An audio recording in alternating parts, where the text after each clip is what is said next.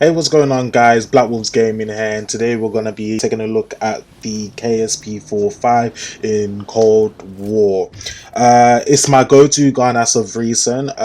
From the start of the game, I've moved from the MP5 to the AK-47U to the Bullfrog, but I took a look at the KSP 45 and I've looked at other YouTubers, what they were using, and for me, this really stood out. Now, it's a submachine gun, meaning that, it's really rare for a submachine gun to have a burst the way that the KSP-45 does, but with the attachments that I use, I feel like it takes it up to a different level. Now, for the attachments, I got the barrel on the 10.5 task force. For me, this makes the KSP-45. Without it, maybe you could use the 9.5 Ranger or the 10.5 Reinforced Heavy. But with the 10.5 task force, it essentially gives you 6% more damage, 50% effective damage range, and 75% more bullet velocity. As it stands already, the KSP is pretty powerful, but with 50% effective damage range and 75% bullet velocity, this takes it to a whole different level. The bullets travel farther, there's more damage and more effective damage range. The cons: it takes away the max starting ammo and the vertical recoil and the horizontal recoil control. We will fix that later on. Moving on to the next attachment is the Field Agent Foregrip. The pros: it gives you 6% vertical recoil control and 20% horizontal recoil control. So this is what I was talking about, where the task force, it takes a little bit of the recoil away, but this is where you get it back. This is where you're able to, when you're aiming, there's literally no movement. Where you shoot is where the bullets will go. So as long as you make sure that you hit your shots, it's so good. Moving on to the next attachment is the Salvo 48 round fast mag. Now you see you get 60% magazine ammo capacity, 40% reload quickness, 60% max ammo starting, and 60% ammo capacity. The only thing is that you lose 25% aim downside. Now you see with this is for like a game of team deathmatch where you're constantly running around looking for people, maybe some domination. But if you're playing search, maybe you can just go for the 42 round. You're not really going to be playing each round for long, but this is by far my personal choice when it comes to the magazine.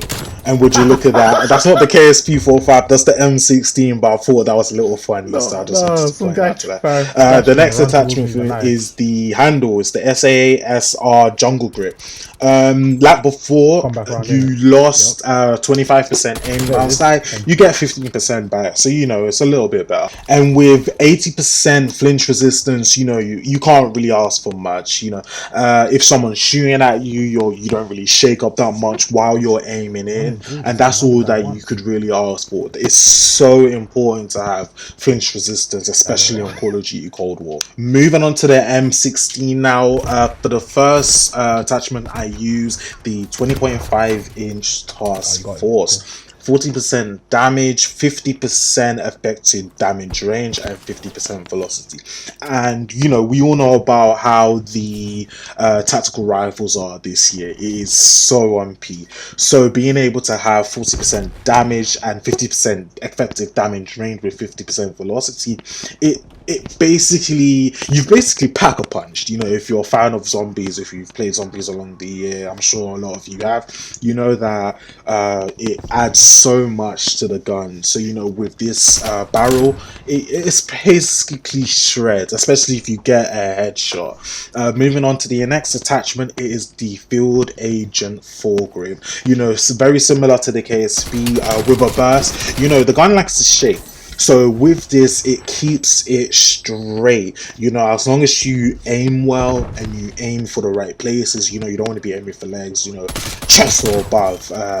This basically helps you quite a lot to maintain.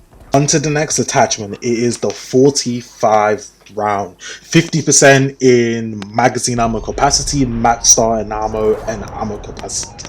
Need I say more? It's literally just more ammo. You know, with a 3 round burst, you know, you're gonna lose on a lot of bullets. So you know, it's just something to help you there. The next attachment is the SAR Jungle Grip. You know, these are a lot similar to the KSP, and I think you can see why. It's a burst rifle, so it's something.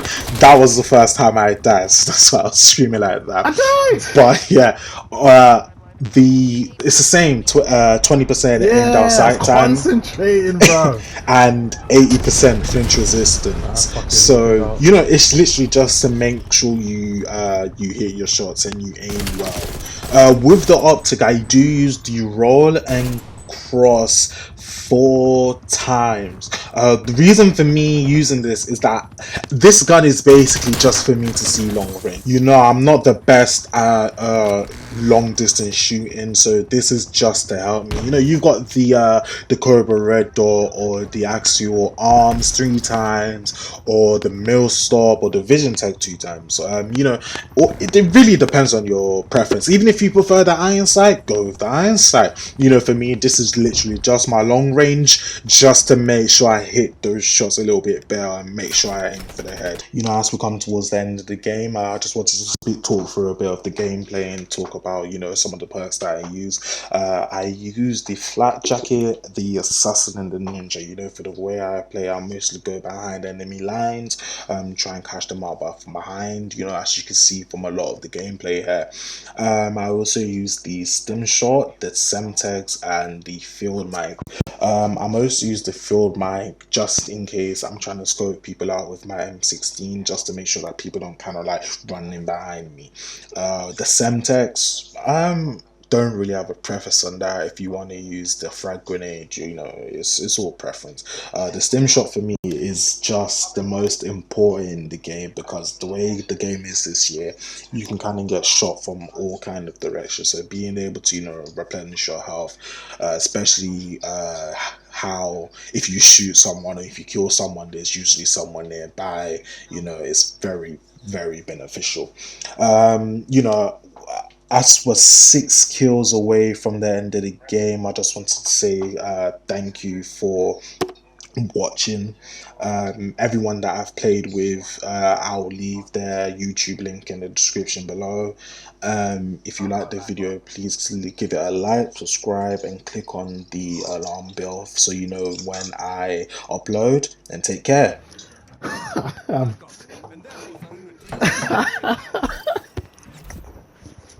we'll take that.